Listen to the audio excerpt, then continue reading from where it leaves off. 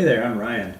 I'm coming from Northwest Canoe Tour to talk to you guys today about looking after some wooden paddles. Anybody that goes paddling out there, canoe, kayak, paddleboard, whatever, knows that a nice wooden paddle really feels good. It's got a lot of advantages. It's lightweight, it feels warm on your grip, but they do have some wear and tear issues.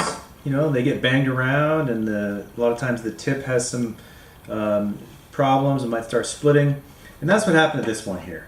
This is a nice little Sawyer paddle from an older era. It's got the Rogue River, Oregon address stamped on there, so I'm guessing it's from the 60s, maybe 70s. Anyway, it used to have this tip on there, and I table saw ripped it off. You can see the old tip had a lot of issues. It was getting really fuzzy, and it had a lot of splitting locations down around here, and it just was kind of a gruesome looking tip. And so I just went and took a clean rip to it with a table saw, and notice I didn't preserve the old round shape. You know, it used to be round, and now it's going to be just kind of a straight shot with corners, but that was what I decided to do. Made it pretty easy, and I went ahead and just used this utility knife to kind of flake off little bit by little bit to kind of create this corner here on both sides. And finally, I also kind of shaved off the fiberglass off the edge, just to kind of give it like a little bevel there, anticipating the epoxy that I'm going to go ahead and epoxy this area to kind of have a protective tip. I'm going to use this Gorilla epoxy.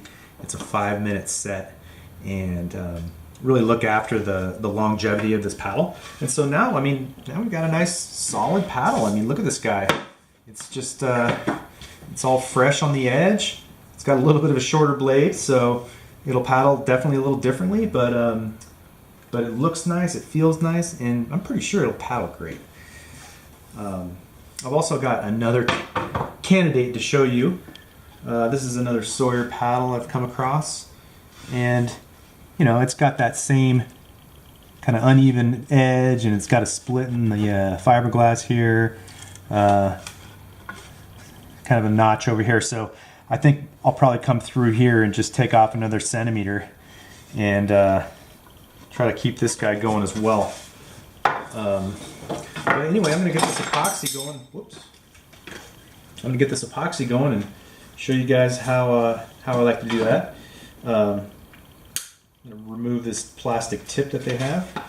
The actual packaging has a little tray here that I'll use. Pump it out. Oops. Forgot I got to remove this little black tip here. This is like the reuse tip, so I will do that. I will use that. Anyhow, plunge it out. I'm going to be plunging from two sides of the tube. I'll kind of let it cascade down there so you can check it out. So I usually try to get more than I think I'll need, because sometimes I add more than I'll need more at the end. So what I do is I kind of pull up on the plunger to kind of finish it off. You get the last bits there. Oops. And then slap that reuse tube right on there. And then I usually store it like this, so it comes away from the tip, because the tip will get clogged if you don't use it like that. They include a little tongue depressor here, so you kind of stir it up. You want to stir it up, get this stuff churning here. This product can be used in really cold temperatures and really warm. It's a great clear epoxy for many repairs. Stir it up for 20 seconds.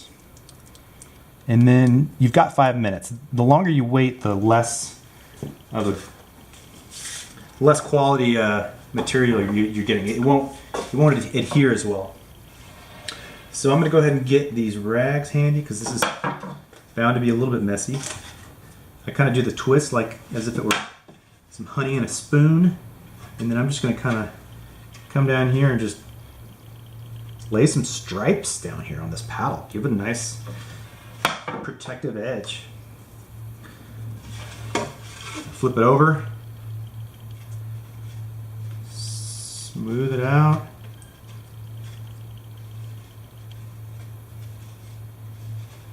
Definitely try to get around the corners.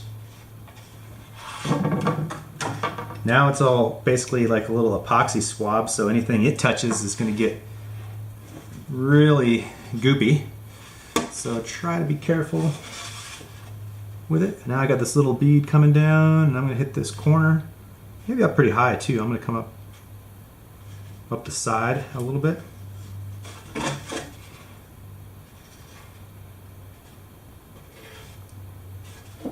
Whoa, look out.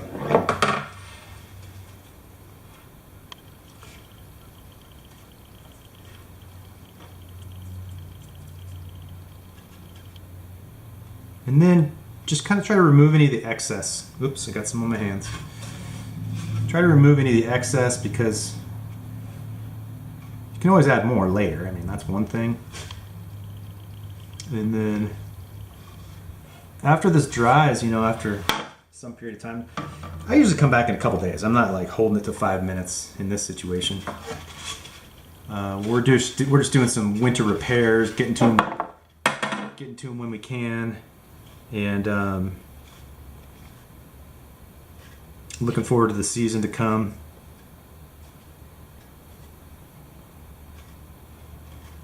It's like the time of year when we have time to address these guys. It's always good to have your paddle like super dried out before you do any of these repairs. So don't like take it straight out of the river and then start table sawing the thing and putting goop on it and sanding it. It won't work as well. Cool, so that worked out pretty well. I think kind of show you in the light here.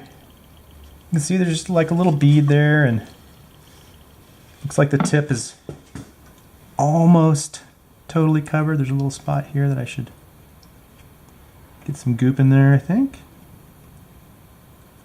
It's probably fine. Yeah, so it's got a new bomber tip. It should last for a little while. I won't hesitate to, down the road, you know, after it dries, I won't hesitate to knock it down with a little bit of sandpaper even still, just a light sanding, and then even put some urethane on there to finish it if you want. Otherwise, just call it good. And there you have it. That's a nice paddle. I'm glad that we've got it restored and ready for use. It might be shorter and smaller, so it might be more of a kid's paddle now. I'm going to go ahead and store it somewhere that it's got a nice little cam job down there. And so now I can kind of watch it. It might run down, the epoxy will kind of run down a little bit, and I can come with a rag and kind of, you know, get after the extra little drops as I go. But in general, that's just one way to go about it, and it kind of feels good in June when you're paddling along in the sunshine and you got a nice new paddle that feels, you know, the year before it was just kind of kicking in the corner of the closet, but now it's out in the bow seat of the canoe, paddling strong. So thanks for joining us. Have a great day.